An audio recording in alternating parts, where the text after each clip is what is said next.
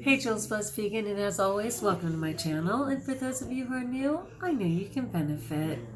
We are competing with the TV, my friends, but it is brief.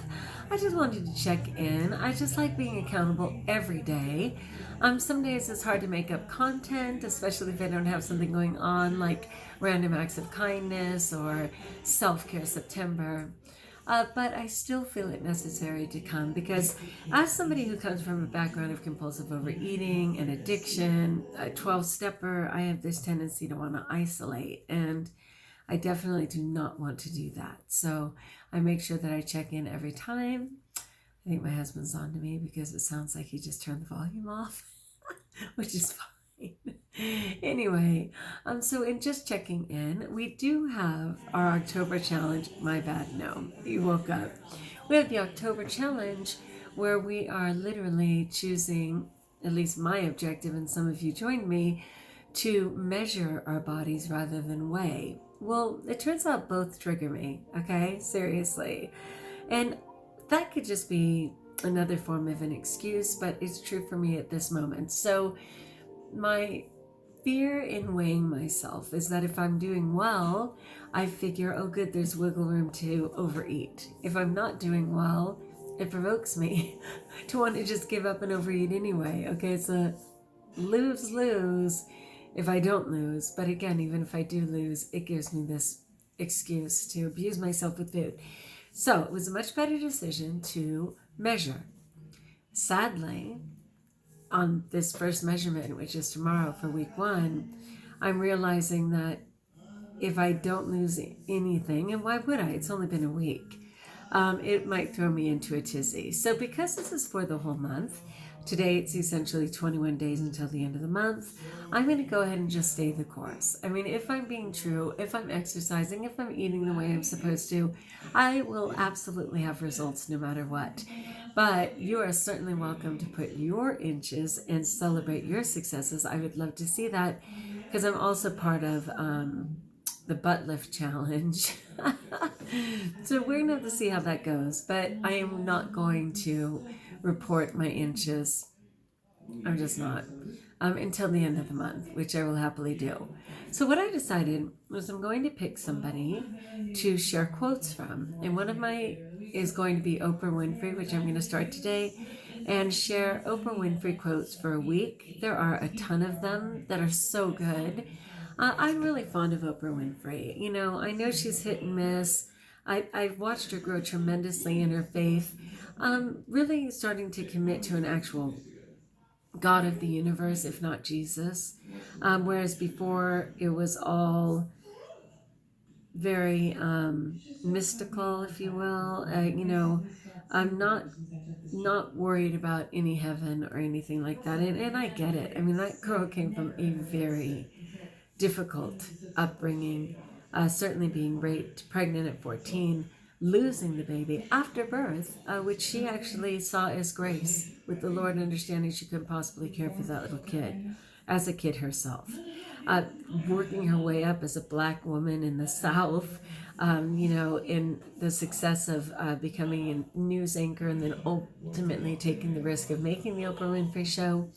And then all of the abundance of the Oprah Winfrey Show for 25 years, and then deciding she didn't want to compete in that arena anymore, didn't need to compete is what I should say. She'd won every award possible and would have continued to win the Grammy every year had she not forfeited the Oprah Winfrey Show at the 25th year and gone on to create her own network, again a rarity for women in the industry, and then going with the OWN, which of course is short for Oprah Winfrey Network. And that faltering at first, right? Even going on to purchase Weight Watchers, and despite her name behind it and even her body behind it, I mean, it was something she was willing to live by, lost a bunch of money initially, has rebranded WW, right? It's just called WW now instead of Weight Watchers. And it is coming right back up because she does tend to have the Midas touch. So I've already shared that I was blessed to meet her before. I was back in 1995, I can't believe that long ago, walking with her in Los Angeles, and I just dig her. I love her story. I could talk to her forever, I'm sure, given the opportunity. Okay, So this is the first one that I chose, and I'll use it as the icon for this video. It says, the more thankful I became, the more my bounty increased. That's because for sure, what you focus on expands. When you focus on the goodness in your life, you create more of it.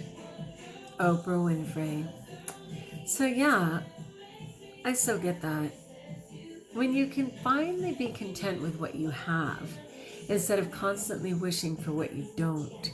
You know, when you can actually live in the moment and say, I am so grateful. I understand why that would increase exponentially, because in that mindset, what you focus on grows. You're starting to see all the beauty, all the bounty. Like I was sharing when I said, when I first moved to the high desert, it was just brown. Everything was just brown. And then in time, I was able to see everything. Even now, I'll see wolves just like running through the desert. I'll see dogs, that I guess are just ferals. I mean, at this point, they're just out there. It's amazing how much life there is in that desert. You know, from the lizards to the bunny rabbits to the squirrels to like on and on. It's very alive once I allowed my focus to actually see it for what it was. So I totally understand the bounty can increase when you're actually grateful for what you have. When you focus on the goodness in your life, you create more of it. It's a beautiful thought. I totally love it. I'm all in. I need to be in. You know, I've been struggling with my food, and I know part of that was just the stress on coming up on my observation. I panicked, and of course, for 50 years of my life, more than 50 years of my life, food was the end game to help me out. And so I was kind of in a panic with my food. But what I know, absolutely know, is that none is ever enough. You know, if I think that I'm going to appease or satiate myself with treats, I am going to quickly find that no amount of consumption of that, which of course is just empty calories with no fiber, no nutrition, no life health of any kind, will never be my answer. And that's kind of why I see it as something from the devil, honestly. I mean, I see God's food. You have to be patient while it grows. It is full of life and nutrients. It may not be exceptionally exciting. I mean, certainly fruit is more exciting for some than vegetables. You know, it's exactly who God is. A very patient, loving, nutritious, satisfying individual in terms of what food is provided. And then you have the devil's food, and all of it is colorful, and I don't mean the dead brown meat and stuff like that. I mean like treats and stuff. They're pretty and fun and a party in a box, and they're enhanced with smells, and they're just like so over the top. And I know, because I've told you guys, I've eaten 10,000 calories in a day. Not a problem. Like, not a problem. And after those 10,000 calories, an hour later, brain dead, by all accounts, wondering what I ate that day and if I've even had a meal. That's how insane it is. And that's why I feel like it's the devil's food. And isn't there devil's food cake? It's the devil's food, because I could eat meat to no avail. And I'm just reminding myself this by saying it aloud. I need to remember that packaged nonsense will never satiate, will never better my life, will never get me to wellness, will only shorten my life, will only extend my waistline, will only rob me of my energy, like all of those things, right?